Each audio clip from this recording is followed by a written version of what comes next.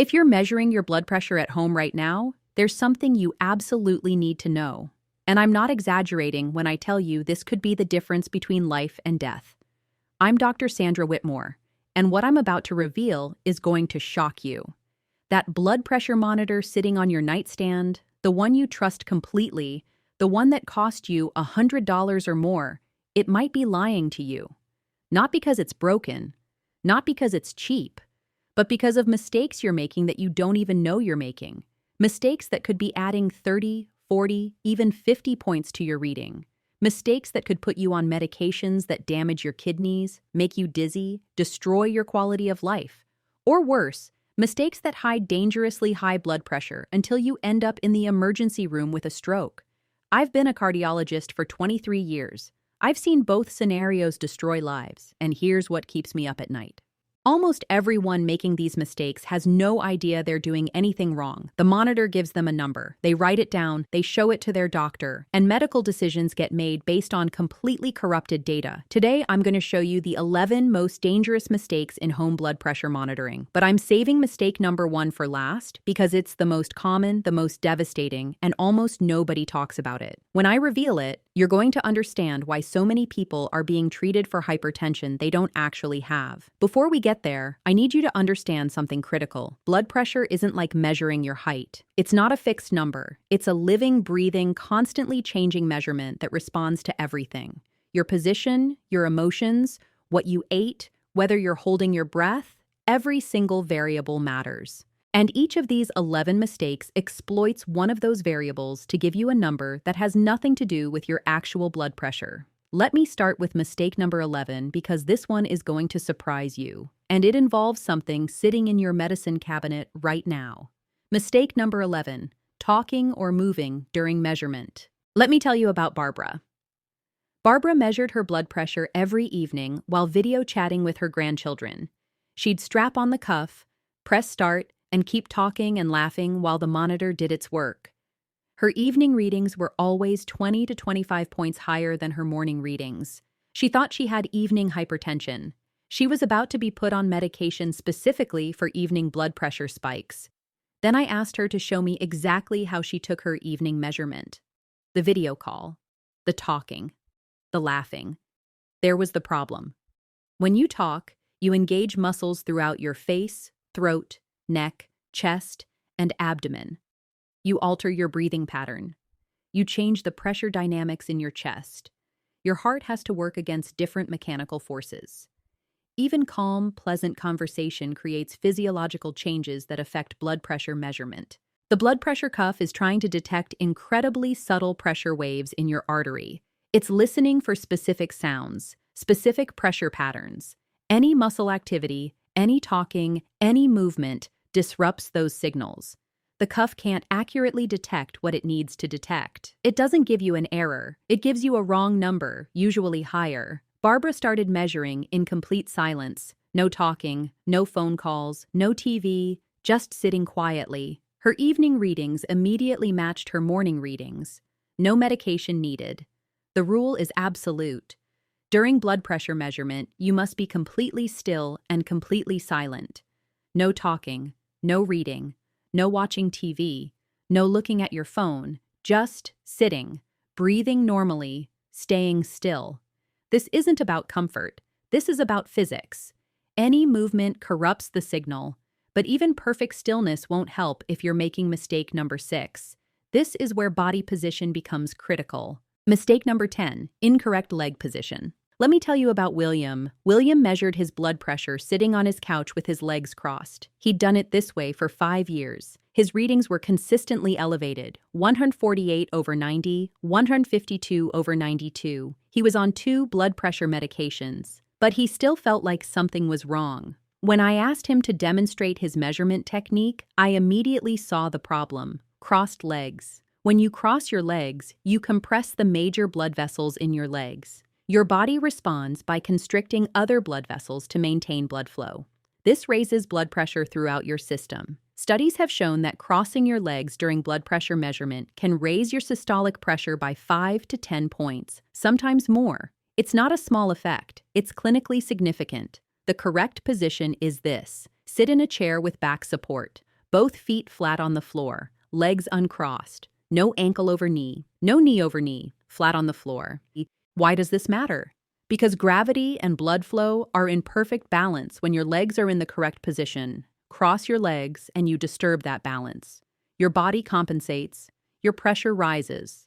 William uncrossed his legs and his pressure dropped to 138/84, still slightly elevated, but enough that we could reduce his medication. Eventually, with lifestyle changes, he got off medication entirely. A simple position change revealed he'd been overtreated for years, but leg position is only part of the equation.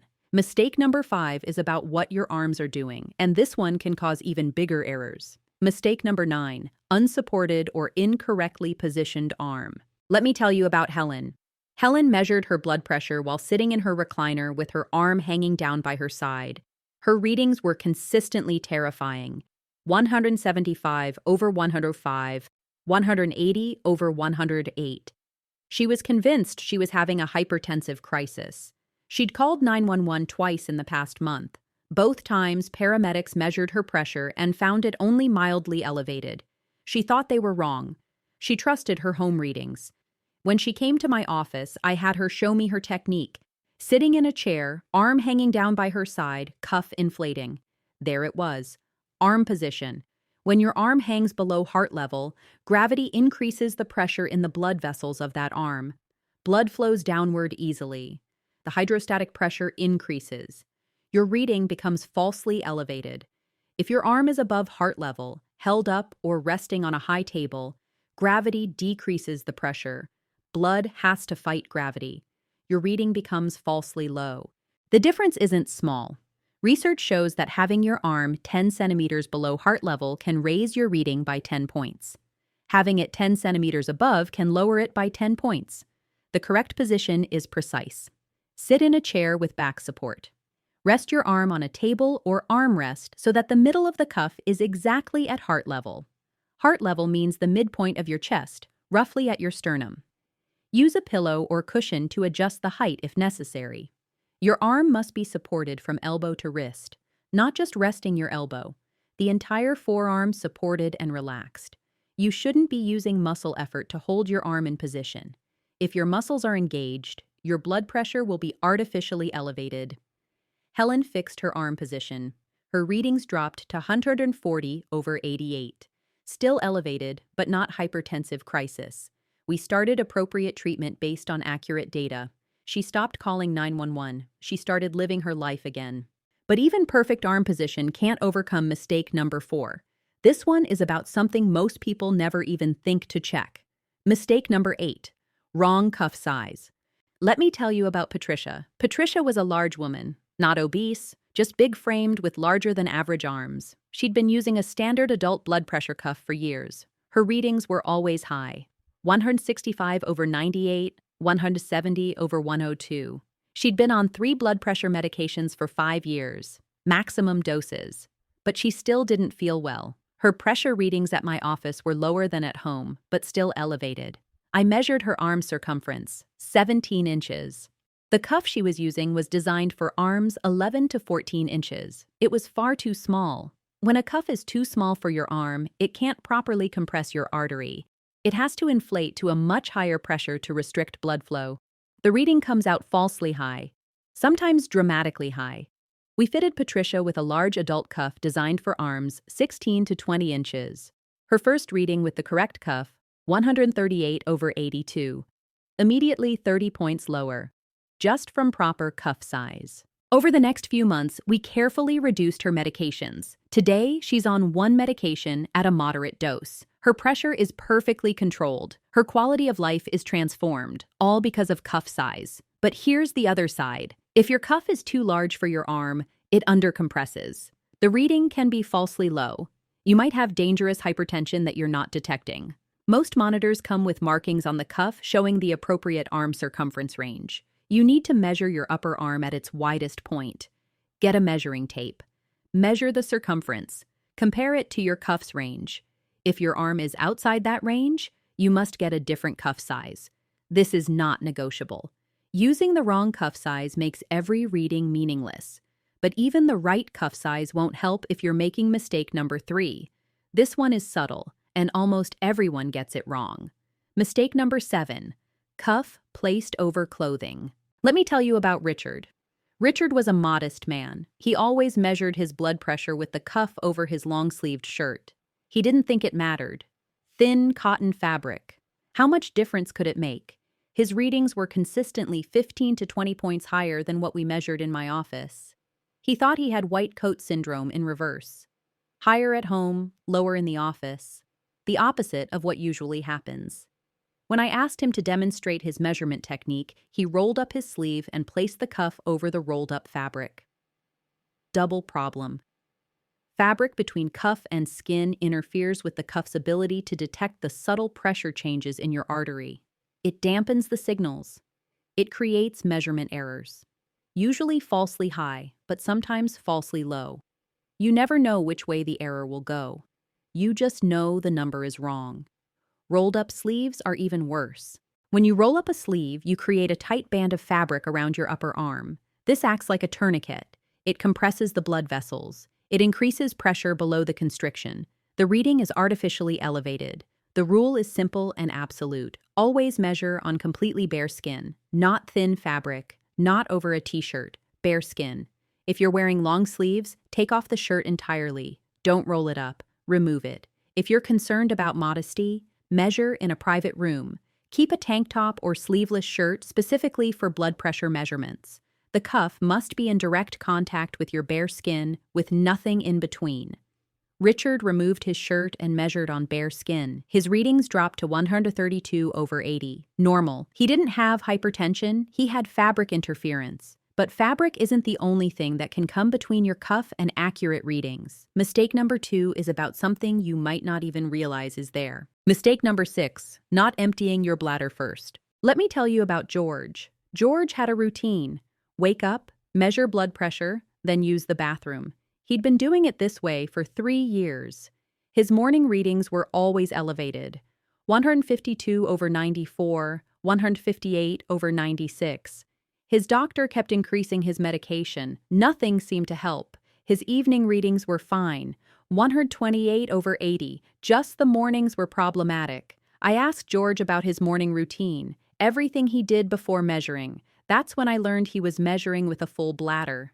A full bladder creates pressure in your abdomen. This abdominal pressure compresses blood vessels in your pelvic region. Your body responds by constricting other blood vessels to maintain adequate blood flow. Your sympathetic nervous system activates slightly to help you maintain bladder control. The combined effect raises your blood pressure. Research shows a full bladder can increase your blood pressure by 10 to 15 points, sometimes more, especially in older adults. George started using the bathroom before measuring. His morning readings dropped to 130/78. Perfectly normal. We reduced his medication. His morning pressure wasn't high. His bladder was full. The rule is simple. Always empty your bladder completely before measuring blood pressure. Make this part of your routine.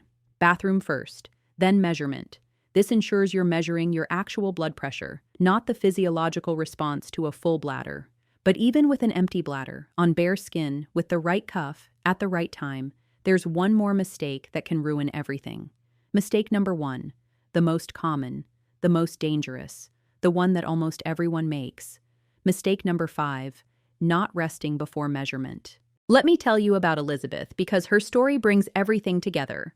Elizabeth was 76. She measured her blood pressure twice daily, morning and evening, same times.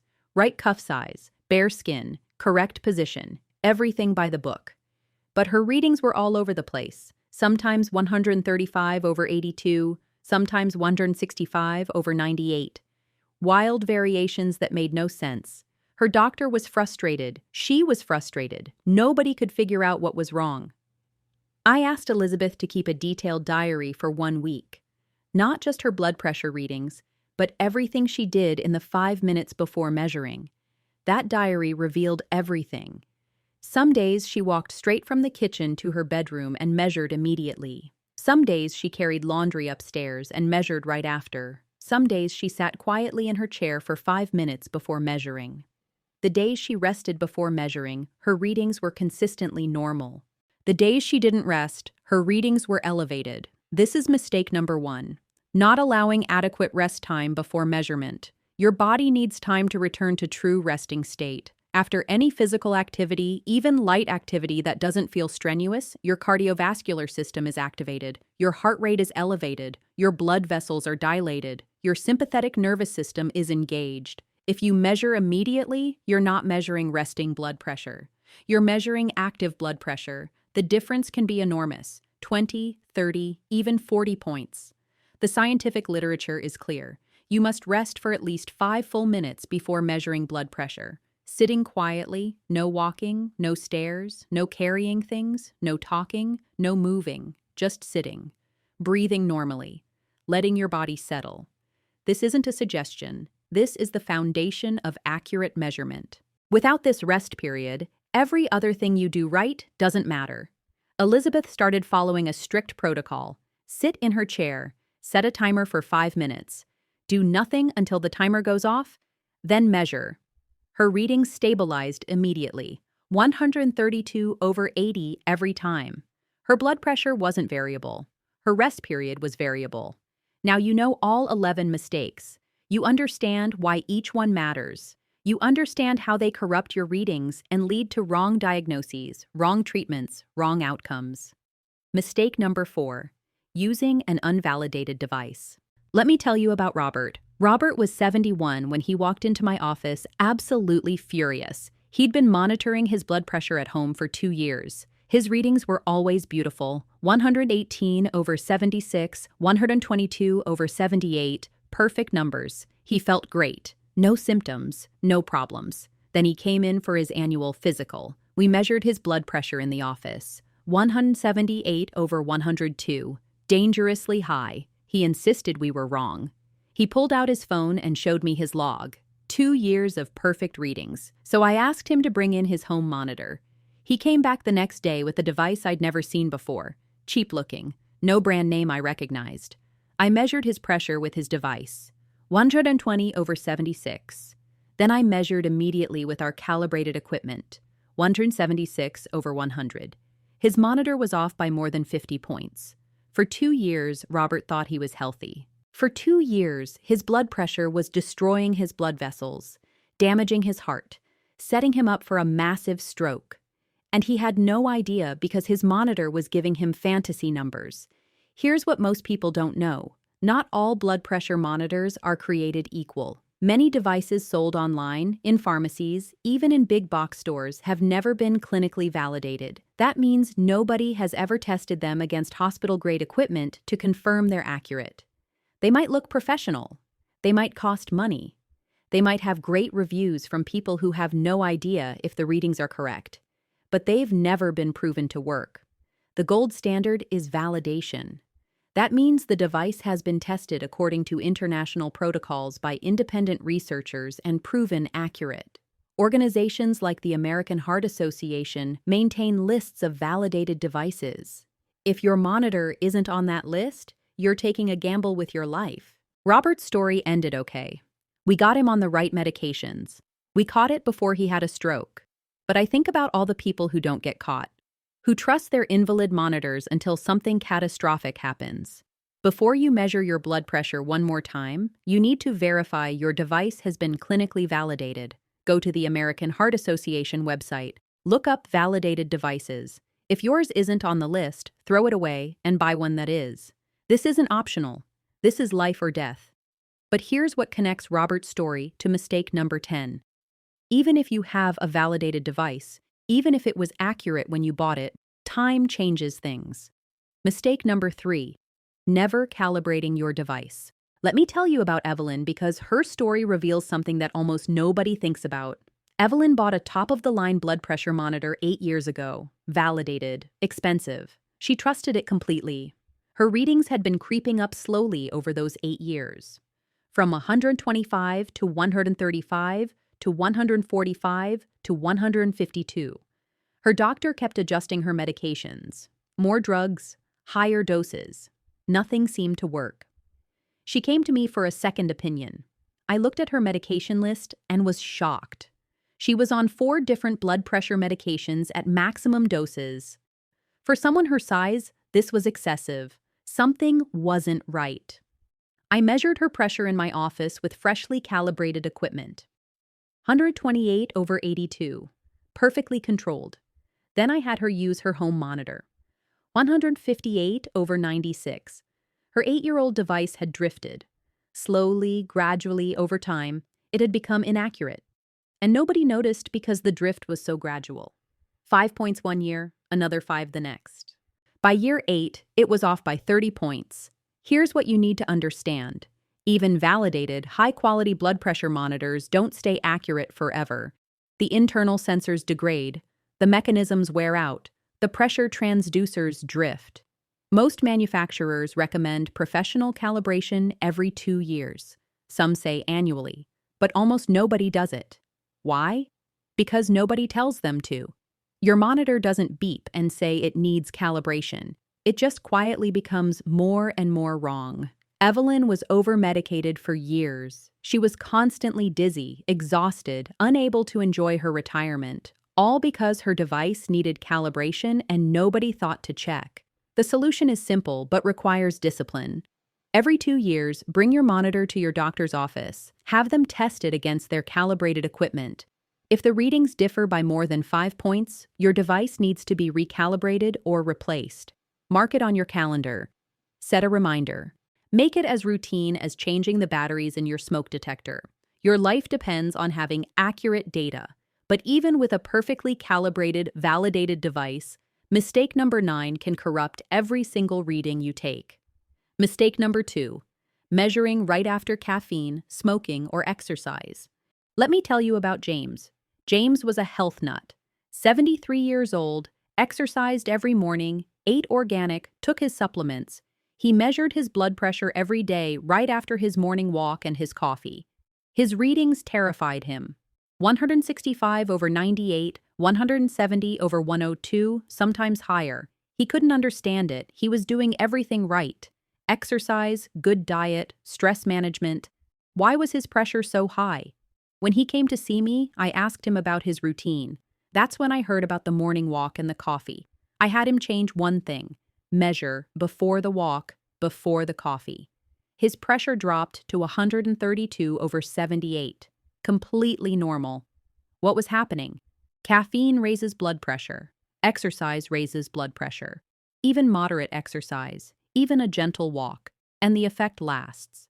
Caffeine can elevate your pressure for up to 3 hours. Exercise effects can persist for 30 to 60 minutes. If you measure during that window, you're not measuring your resting blood pressure. You're measuring your stimulated blood pressure. The same goes for smoking. Nicotine constricts blood vessels and spikes pressure within minutes. That spike can last 30 minutes or more. The rule is clear. Before measuring blood pressure, you must avoid caffeine for at least 30 minutes. No coffee, no tea, no energy drinks, no chocolate. You must avoid exercise for at least 30 minutes. No walking, no stairs, no housework, no yard work. You must avoid smoking for at least 30 minutes. If you've done any of these things, wait. Sit quietly. Let your body return to baseline.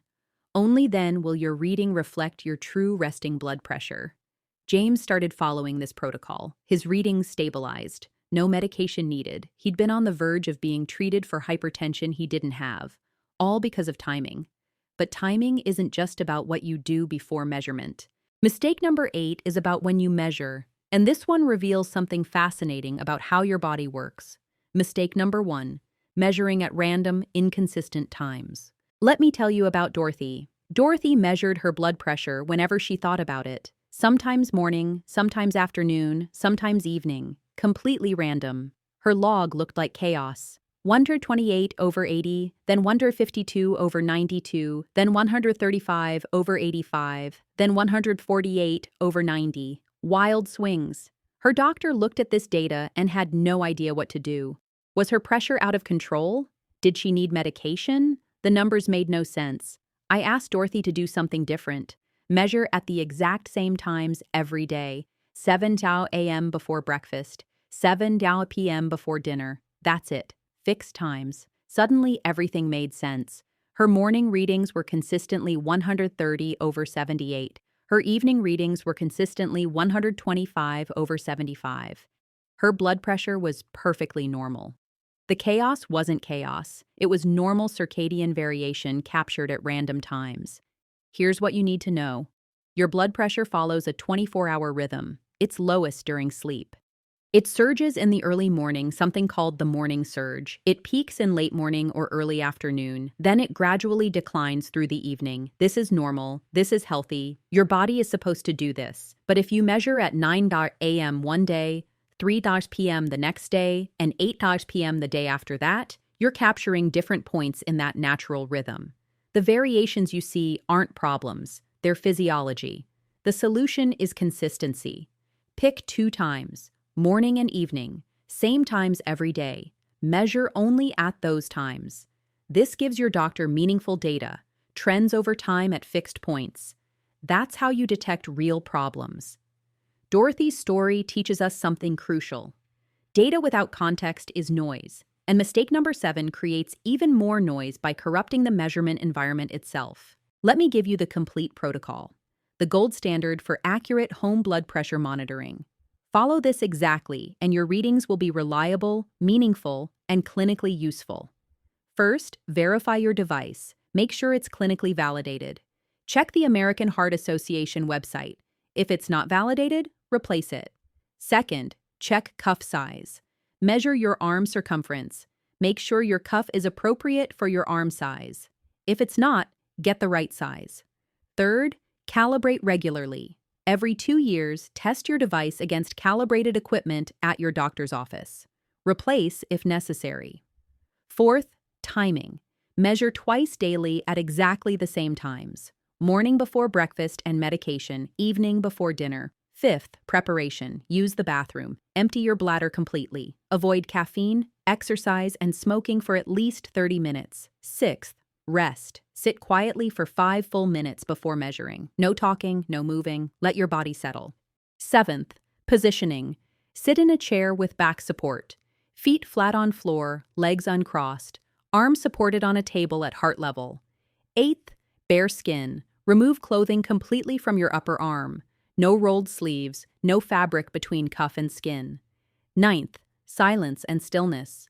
During measurement, do not talk. Do not move. Just breathe normally and stay still. 10th, multiple readings. Take 3 readings, 1 to 2 minutes apart. Record all 3. Average the second and third readings. 11th, log everything. Write down date, time, all 3 readings, and any relevant notes. Bring this log to every doctor's appointment. Follow this protocol and you transform home blood pressure monitoring from a source of confusion into a powerful tool for managing your health.